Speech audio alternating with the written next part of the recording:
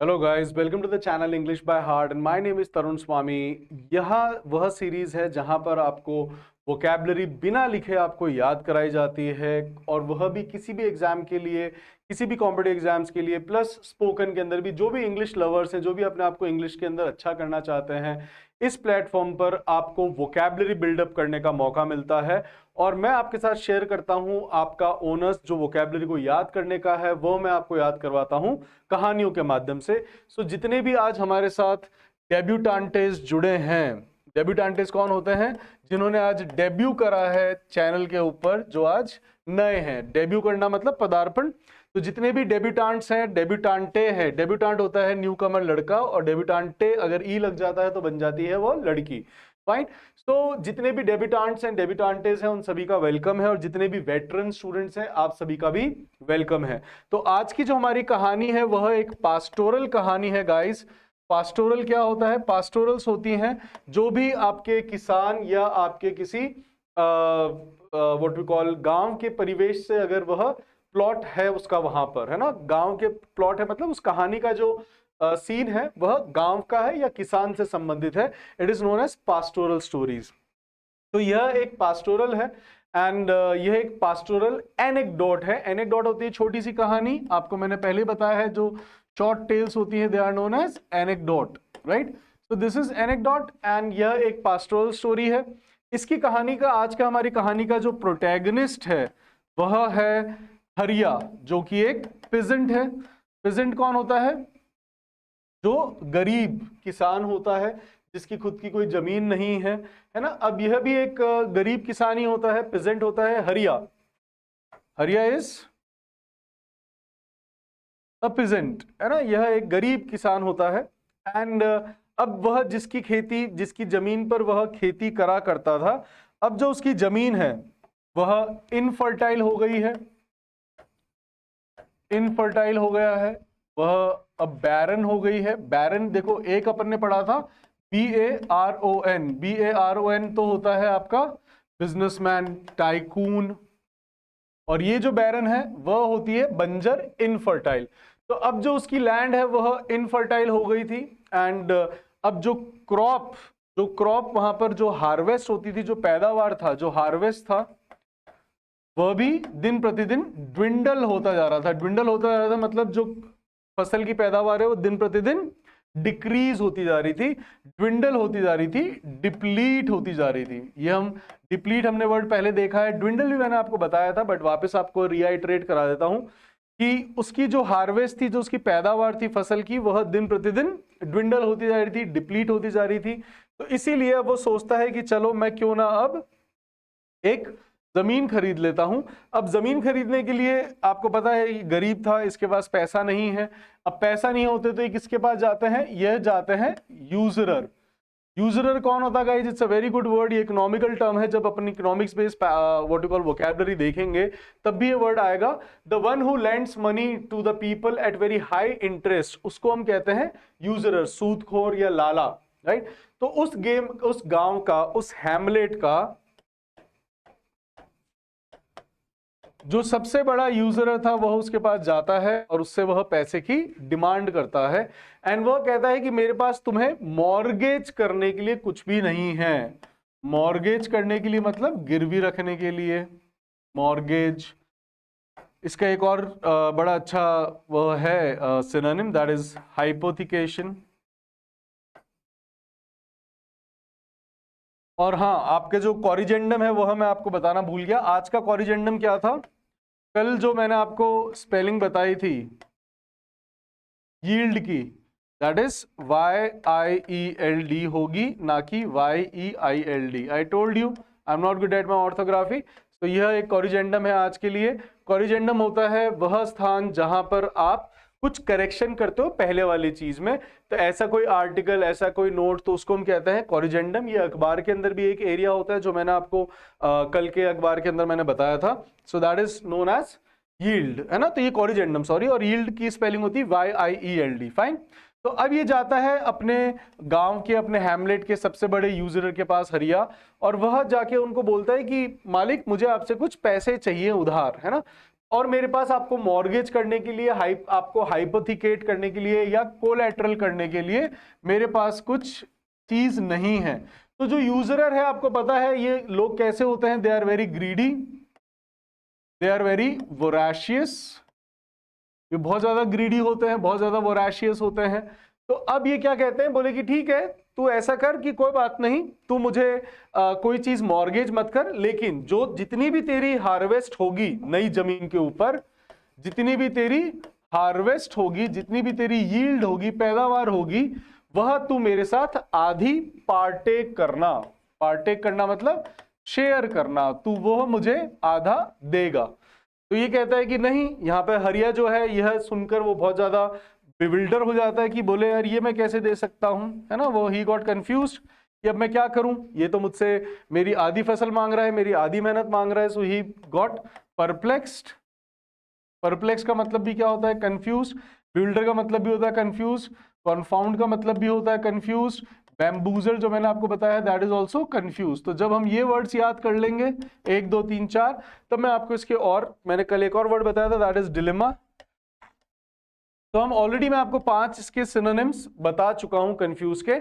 एक बार हम ये कर लें इनको, मैं बार बार, बैम्बूजल मैंने बहुत बार दोहराया, अगर आप कोई बच्चा महाभारत से देख रहा है, सुन रहा है मुझे, तो अभी तक उसको बैम्बूजल, बिविल्डर याद हो चुके होंगे, perplex, confound and dilemma. Dilemma मैंने कल यूज करा था आप लोगों के लिए, तो आई होप अब आपको ये भी वर्ड याद रहेंगे। तो ये सुन के बहुत ज्यादा डिलेमा में आ जाता है यार कि करूं क्या, है ना। तो वो उसको मना करता है, बोले कि नहीं, मुझे अपनी आधी फसल में तुम्हारे साथ पार्टेक नहीं करूंगा। हरिया जो होता है वो मना कर देता है उस धन्ना सेठ को, राइट, जो यूजरर है। अब धन्ना सेठ क्या करता है, यहां पर एक प्लॉय चलता है, बोले कि ठीक है तुम ले जाओ, अपन बाद में सेटल करेंगे। वो यहां पर अब ये प्लॉय चल देता है that he was not clear, है ना, कि क्या करना है या वो पैसा वापस कैसे देगा। तो ही वाज नॉट क्लियर, बोले कि मैं आपका, है ना, जो इंटरेस्ट है वो मैं दे दूंगा, लेकिन मैं अपनी आधी फसल आपको नहीं दूंगा। वो मना कर देता। वो कहता है कि ठीक है मैं बाद में सेटल कर लेंगे, तुम जाओ अभी, और तुम्हें पैसा चाहिए तो और दे देना। और जो हरिया है वो बहुत ही ज्यादा डिलीजेंट होता है। He was very diligent, he was very assiduous। अगर आप ये 2 वर्ड याद कर लेते हो तो मैं इसके लिए आपको एक इजी एक वर्ड बताता हूं, जैसे कि इंडस्ट्री। इंडस्ट्रीज में कौन कौन काम करते हैं बेटा, जो बहुत ज्यादा मेहनती होते हैं, जो लेबर क्लास होती है, दे आर इंडस्ट्रियस। अब इंडस्ट्रियस किसको कहते हैं, जो मेहनती होता है, उसी से बना है वर्ड। सो आपके डिलीजेंट हो गया, एसिडियस होगा और इंडस्ट्रियस हो गया। अभी 2 और वर्ड बचे हैं मेरे पास, है ना। तो पहले अपन ये याद करेंगे, फिर अपन उन वर्ड्स को देखेंगे। तो जो हरिया है वो बहुत ही डिलीजेंट होता है, एसिडुअस होता है, इंडस्ट्रियस होता है। तो वह पैसे लेकर आता है अपने घर पर, अपनी बीवी को बताता है मैं पैसे ले आया हूं, और अब कल जो नई जमीन है उसके ऊपर मैं सवेरे उठकर पूजा पाठ करके जाऊंगा, तो तुम मेरा लंच तैयार कर देना। तो अब सवेरे उठता है एंड ही परफॉर्म्स हिज मैटिन। मैटिन क्या होती है गाइस, जो मॉर्निंग प्रेयर होती है उसको हम कहते हैं मैटिन, मॉर्निंग प्रेयर। ये 1 वर्ड सब्स्टिट्यूशंस के क्वेश्चंस है जो आपके एसएससी बहुत पूछता है, आपके कैट के अंदर भी आ सकता है, आपके सीडीएस में भी आ सकता है, आपके आरपीएससी एलडीसी में पूछ लेते हैं। तो जो मॉर्निंग प्रेयर है that is known as matin, और जो इवनिंग प्रेयर होती है that is known as vesper. Vesper is known as evening prayer. तो हम 2 वक्त की पूजा करते हैं। आपने देखा होगा 2 वक्त के दिए होते हैं, एक सवेरे होता है और एक शाम को होता है। तो some of you may perform, है ना, matin, and some of you might be performing your vesper. तो आप में से कुछ लोग हैं जो कि मैटिन करते होंगे, कुछ लोग होंगे जो वेस्पर करते होंगे, और कुछ होंगे जो दोनों करते हैं। तो कमेंट करके बताइएगा कि आप में से ऐसे कौन बच्चे हैं जो ये दोनों करते हैं, मैटिन भी एंड वेस्पर भी। तो अब हरिया उठता है सवेरे एंड ही परफॉर्म्स हिज मैटिन। ही आस्क हिज वाइफ, जो सीमा उसकी वाइफ होती है, कि ठीक है अब तुम मेरा लंच बॉक्स ले आओ। अब वह लंच बॉक्स लेकर आता है, वापस लेकर आती है, एंड वह लंच बॉक्स लेके चला जाता है अपनी फील्ड में, अपनी फार्म में, एंड वहां बहुत ही डिलीजेंस के साथ काम करता है, बहुत ही मेहनत के साथ, है ना। अब वह स्कॉर्चिंग हीट में भी काम कर रहा होता है। स्कॉर्चिंग हीट, स्कॉर्चिंग अभी हमने कल न्यूज़पेपर में भी देखा था गाइस। स्कॉर्चिंग का मतलब ही होता है जो आपको झुलसा दे, है ना, जो आपको झुलसा देती है उसको हम कहते हैं स्कॉर्चिंग। तो वह स्कॉर्चिंग हीट के अंदर काम करता है बहुत ही डिलीजेंस के साथ। वह प्रिकलिंग कोल्ड में भी काम करता है। प्रिकलिंग होता है चुभने वाला, तो चुभने वाली ठंड भी हो सकती है, गर्मी भी हो सकती है, शब्द भी हो सकते हैं, राइट। तो प्रिकलिंग, PRICKLING, प्रिकलिंग कोल्ड के अंदर वह काम करता है, मेहनत करता है। बारिश के अंदर भी काम करता है, मेहनत करता है, और उसके बहुत अच्छी जो यील्ड होती है, बहुत अच्छी होती है जो उसकी हार्वेस्ट होती है, अब वह उसको लेके जा रहा होता है, तभी वहां पर जो धन्ना सेठ था वह आ जाता, उसको पता पड़ जाता है कि अब इसकी फसल बड़ी अच्छी हुई है, तो वो उसके पास पहुंच जाता है।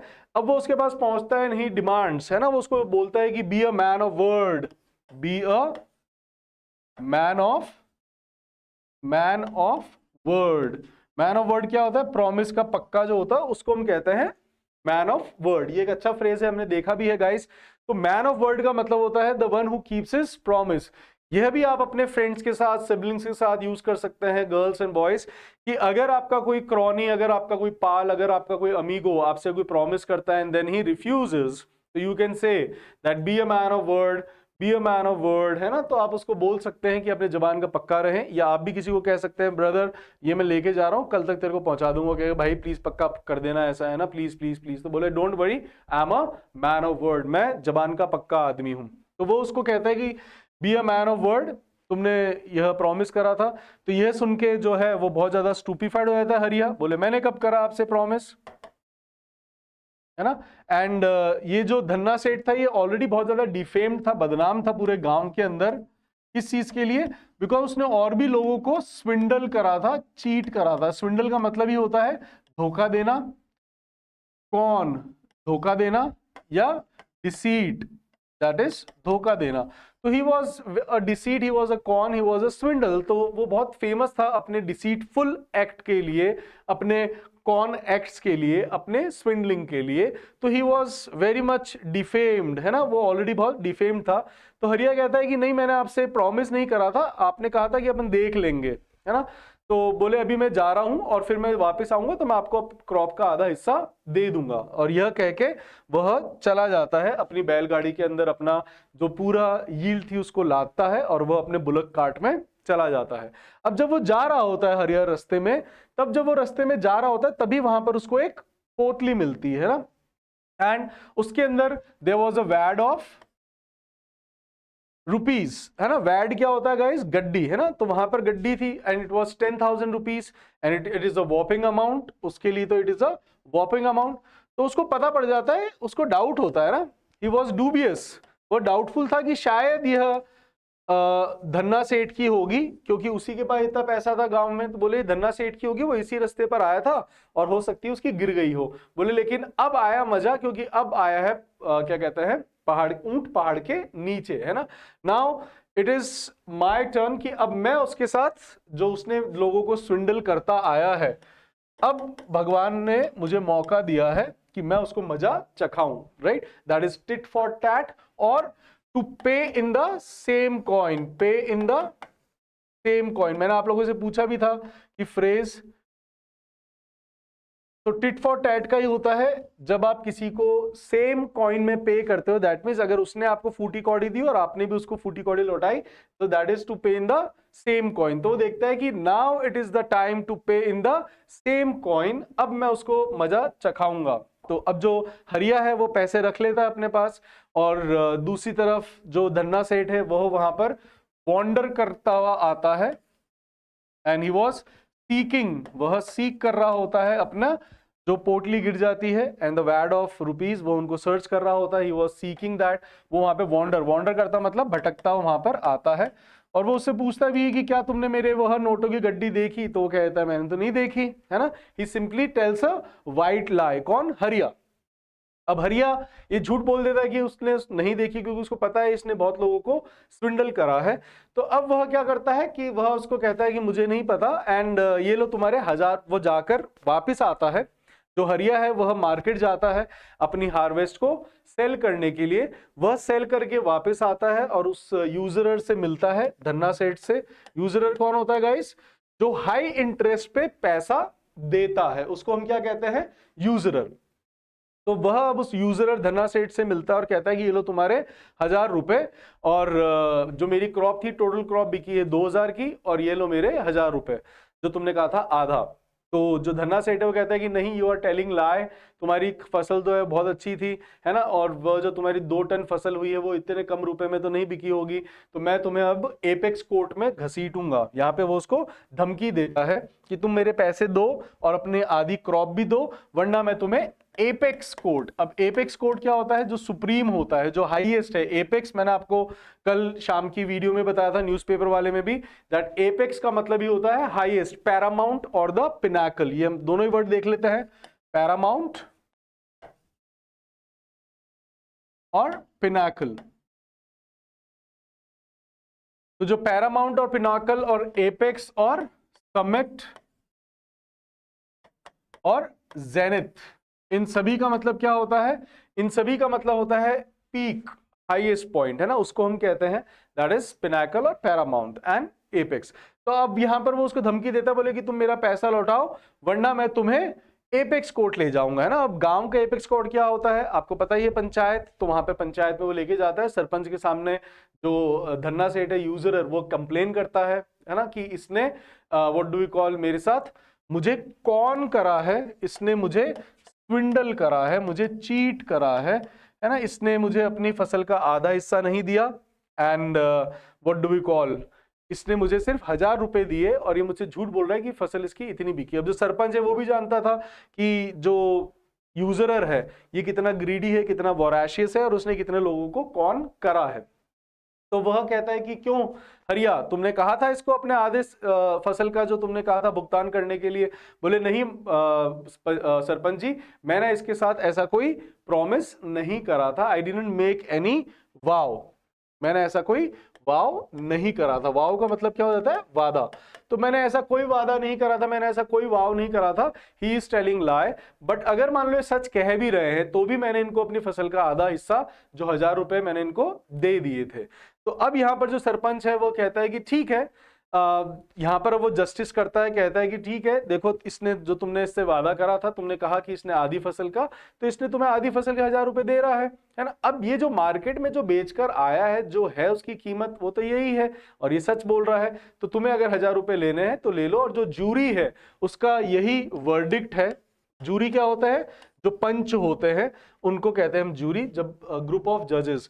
तो हमारा यही वर्डिक्ट है कि हरिया ने तुम्हें अपने जो जबान थी उसके अनुसार उसने आधी फसल का 1000 रुपए वो तुम्हें दे रहा है, एंड वो तुम्हें इंटरेस्ट भी देगा, राइट। और यह कह के अब जो हरिया है वह ये 10,000 रुपए रख लेता है ना। अब होता क्या है, आपको पता है कि जब आप बुरा करते हो तो बुरा होता है। तो हरिया अब एक दिन ऐसे ही अपनी फसल के ऊपर हल जो है वह प्लाव कर रहा था। हल प्लाव कर रहा था मतलब जोत रहा था, है ना, क्योंकि अब उसको बीज सो करने थे। सो का मतलब क्या होता है? बीज को हम क्या कहते हैं? बोना। जब बीज बोए जाते हैं तो वह प्लाव कर रहा था। प्लाव का मतलब होता है हल जोतना, राइट। हल को भी हम प्लाव कहते हैं और हल जोतने को भी हम प्लाव कहते हैं। तो वह अब उसको जो है बीज अगले टाइम के अब उसको सो करने थे। तभी जब वह हल चला रहा था तभी उसको पीछे से एक हिसिंग साउंड आता है ना। हिसिंग साउंड क्या आता है? ऐसे है ना। तो हिसिंग साउंड आता है। अब जैसे ही वो टर्न करता है इतने में सांप उसको काट लेता है। अब सांप उसको डस लिया। अब जैसे ही सांप उसको डस लेता है तो जो उसका वेनम है वो उसके शरीर में आ जाता है, बिकेम पॉइजन, एंड वो वहां पर फेंट हो जाता है, बेहोश हो जाता है, एंड इट टर्न ब्लू, और उसका शरीर नीला पड़ने लग जाता है। अब कोई खेत में होता नहीं है, अब खेत में कोई था नहीं, तो तभी जो उसकी बीवी है सीमा उसको ठीक करते करते आती है, लेकिन तब तक बहुत देर हो जाती है। मरा नहीं है, डू नॉट वरी, है ना, ही हैजंट डिमाइज्ड, वो फेंट पड़ा है, सिर्फ ब्लू है। तो सीमा उसको सीख करते करते आती है ना, वो देखती है ना, तो वो बहुत ज्यादा पेट्रीफाई हो जाती है, देख के डर जाती है, घबरा जाती है ना, कि ये क्या हो गया। तभी जो वैद्य हैं वो आते हैं, है ना, वैद्य जी को बुलाया जाता है, वैद्य आते हैं, वो उसको मेडिसिन देते हैं, एंड अभी भी वो अनकॉन्शियस ही पड़ा है, बोले क्योंकि बहुत टाइम तक इसके शरीर में जहर रह गया। तो अब जो है देखो, उसने वहां पर उसका पैसा लिया, है ना, अब उनके घर में यहाँ पर उनकी मुसीबतें आ गई। तो ऐसा नहीं कि कोई जो दूसरे का बुरा कर रहा था आप उसके बाद बुरा कर दोगे तो आप सही हो गए। No, it is not the equation of the law. तो अब यहां पर क्या होता है कि वह अब अनकॉन्शियस होता है। जो उनका बेटा है वो भी स्कूल में जा रहा है, अब उसका खर्च, और अब सीमा जो है वो बहुत ज्यादा एंग्शियस हो जाती है कि घर खर्च कैसे चलाएंगे। अभी अभी नई जमीन ली है ना, लाला का जो है यूजरर, उसका पूरा पैसा लौटाना है। अभी तो उसको सिर्फ इंटरेस्ट दिया है ना, अब उसको पूरा पैसा भी लौटाना है। तो अब जो सीमा है यहां पर, अब हमारी कहानी की जो प्रोटैगनिस्ट बन गई है सीमा, जो मेन कैरेक्टर बन गई है। मदर, है ना, एंड अ वाइफ। अगर if you have a good life partner, so वह लाइफ पार्टनर देखिएगा गाइस, ना आपके पेरेंट्स लाइफ पार्टनर होते हैं, ना आपके सिबलिंग्स आपके लाइफ पार्टनर होते हैं, ना दोस्त होते हैं। लाइफ पार्टनर कौन होता है? आपका स्पाउस, है ना। वही आपके साथ जिंदगी भर रहेगा और आपके साथ जिंदगी के दर्द दुख बांटता है, इसलिए शादी करनी जरूरी होती है। तो अब यहाँ पे जो अजय है ना, अब now Seema started playing the second fiddle. To play the second fiddle, किसी की अनुपस्थिति में उसकी जगह काम करना, that is known as to play the second fiddle. So good phrase. Now Seema started playing the second fiddle, and Seema अब यहां पर घर को चलाने का, घर खर्च उठाने का जो ओनस है वह अब सीमा के कंधों पर आ गया। And Seema started playing the second fiddle, और जो सीमा है वह अब उसकी जगह काम करने खेतों में जाती है। And she was also a very industrious lady, industrious lady, है ना। और दूसरी तरफ जो अजय है उसका कॉन्वलेसेंस चल रहा होता है। कॉन्वलेसेंस क्या होता है गाइस? कॉन्वलेसेंस होता है recovery period from any disease. ये भी एक बहुत अच्छा वर्ड है, यह आपका वन वर्ड सब्स्टिट्यूशन है, that is the recovery period for any illness, that is known as convalescence. तो ही वाज इन कॉन्वलेसेंस। अब यहाँ पे सीमा पूरी मेहनत करती है, फसल को सो करती है, खेत में प्लाव चलाती है, and she was playing the second fiddle to Ajay. And अब जो परिवार पालने का जो ओनस है वह सीमा बखूबी उठाती है, जो बोझ है, जो रिस्पॉन्सिबिलिटी है। एंड अब जब अजय को होश आता है, when he comes out of that unconsciousness, तब वो उसको बताता है कि ऐसे ऐसे मुझे वैड ऑफ नोट्स मिला था मुझे, और मैंने उसको लौटाया नहीं था। एंड यह उसी का नतीजा है दैट भगवान ने मुझे यह फल दिया है मेरे मिस डीड्स का, गलत काम का, है ना। तो जो सीमा है वो भी उसको बताती है, बोले कि तुमने गलत करा, तुमने भली वो यूजरर जो धन्ना सेठ है उसने कईयों को स्विंडल करा होगा, लेकिन तुम्हें वह उसकी पाप की कमाई अगर रखोगे तो तुम्हें यह भुगतना पड़ा है। तो गाइस अब यहां पर उसको जो है वह उसको क्या कहते हैं, बहुत गिल्ट होता है, उसको रिपेंटेंस होता है। किसको? हरिया को, कि मैंने उसका पैसा रख लिया था। तो उसको रिपेंटेंस होता है, वो बहुत ज्यादा रिपेंट करता है, उसको गिल्ट होता है। एंड वह जाता है धन्ना सेठ के पास, बोलता है कि तुम्हारा पैसा है ना, और यह मेरे पास रह गया था, मैंने उठा लिया था, मैंने तुम्हें दिया नहीं था। अब धन्ना सेठ उसकी ऑनेस्टी देखकर खुश होता है और उसको कहता है कि ठीक है। अब धन्ना सेठ का भी क्या हृदय परिवर्तन हो गया कि इसके कोई पैसे आपको 10,000 रुपए, और वो भी गांव में उस जमाने के, तो it was very whopping amount होता था 10,000। It's a whopping amount, huge amount, right. तो वह जब धन्ना सेठ को मिलता है तो हरिया, जो धन्ना सेठ है वो बड़ा खुश होता है और हरिया को कहता है कि ठीक है, मैंने तुम्हारा जो इंटरेस्ट है वो मैंने माफ कर दिया, तुम मुझे सिर्फ जो मूल रकम है प्रिंसिपल वो दे देना, राइट। और उसमें से भी 1,000 रुपए जो तुम्हारी क्रॉप के वो भी मैं कम कर दूंगा। तो यहां पर अब हमें सब वो मिलता है lesson that you should never do bad, और you are not the one to punish to the people for their sin, है ना। अगर आप उनको पनिश कर रहे हो तो आप भी पापी हो, फाइन। एंड किसी का भी चुराया हुआ पैसा, या अगर आपको कभी भी सड़क पे कुछ चीज मिलती है तो try to seek the person. अगर आपको मिल जाता है it's well and good, otherwise आप उसका लोभ करके आप उसे छुपाए नहीं, जो है व्यक्ति जो उसका मालिक है आप उसको लौटाने की कोशिश करें, fine. So with that moral, हाँ, अब जो नए हैं, जो नोविस हैं, जो डेब्यूटांट्स हैं, उनको अब डॉजियर्स कैसे बनाना है गाइस। मेरी आप सभी से एक सप्लीकेट रही है हमेशा दैट कभी भी डॉजियर्स आप मेरे साथ साथ नहीं बनाइएगा, और मैं आपको बता देता हूं डॉजियर्स कैसे बनाने। तो अब अपन ने कहानी सुन ली, अब आप कहानी को रीआइटरेट करें, है ना, कि आज की जो हमारी एक कहानी है पास्टोरल बेस्ड है। हमारी कहानी का जो प्रोटैगनिस्ट है दैट इज हरिया, जो कि एक पेजेंट होता है, और उसकी जो जमीन थी वो बहुत ज्यादा इनफर्टाइल हो चुकी होती है, बैरन हो चुकी होती है, और उसको नई जमीन खरीदने के लिए उसके पास पैसा नहीं होता है। तो वो यूजरर के पास जाता है, जो उस गांव का, उस हैमलेट का सबसे बड़ा फ्यूडल लॉर्ड होता है, जागीरदार होता है, वो उसके पास जाता है। एंड वह उसको बोलता है कि ठीक है, मैं तुम्हें पैसा दे दूंगा, उसके बदले में I will partake half of your harvest, right. तो मना कर देता है, उसको बोले कि नहीं मैं नहीं दूंगा। तो बोले ठीक है, अपन बाद में इसको सेटल कर लेंगे, तुम्हारी पैसा लेके जाओ। तो वो जाता है, and he was a very diligent person, he was very assiduous, he was very industrious, है ना। तो वो उसके पास जाता है एंड घर जाकर वो अपनी बीवी को कहता है कि ठीक है अब मैं सवेरे जाऊंगा। अब सवेरे उठता है, मैटिन वैटिन करता है। मैटिन is morning prayer and VSEPR is evening prayer. अब वो मैटिन परफॉर्म करने के बाद में अपनी फील्ड पे जाता है, पूरी डिलीजेंस के साथ वो काम करता है, स्कॉचिंग हीट के अंदर, प्रिकलिंग कोल्ड के अंदर, है ना। अब जब उसकी हार्वेस्ट या उसकी यील्ड जब अच्छी होती है, तब जो धन्ना सेठ है वो आता है, बोले कि तुमने मुझसे प्रॉमिस करा था। यह सुन के ही गॉट स्टूपिफाइड, बोले कि नहीं मैंने ऐसा कोई प्रॉमिस नहीं करा था। वो उसको याद दिलाता है that be a man of word, आपने प्रॉमिस करा था। तो वो कहता है कि नहीं मैंने प्रॉमिस नहीं करा था, मैंने उस समय भी कहा था, आपने कहा था देख लेते हैं ना। तो वो उसको कहता है I will sue you in the apex court, तो मैं उसको एपेक्स कोर्ट लेके जाऊंगा, है ना। वो कहता है कि ठीक है जाओ, अभी तो मैं इसको बेचने जा रहा हूँ। तो जब धन्ना सेठ चला जाता है, उसके पीछे पीछे जब हरिया जा रहा होता है, तो उसको सड़क पे एक वैड ऑफ नोट्स मिलता है। वो उसको उठा के रख लेता है, क्योंकि इसको पता होता है धन्ना सेठ का he was dubious about that कि धन्ना सेठ का होना चाहिए, है ना, एंड डाउटफुल था। तो वो रख लेता है अपने पास कि अब यहाँ पे मौका आया है tit for TET, to pay in the same coin. ये मैंने आपको मुहावरा बताया था।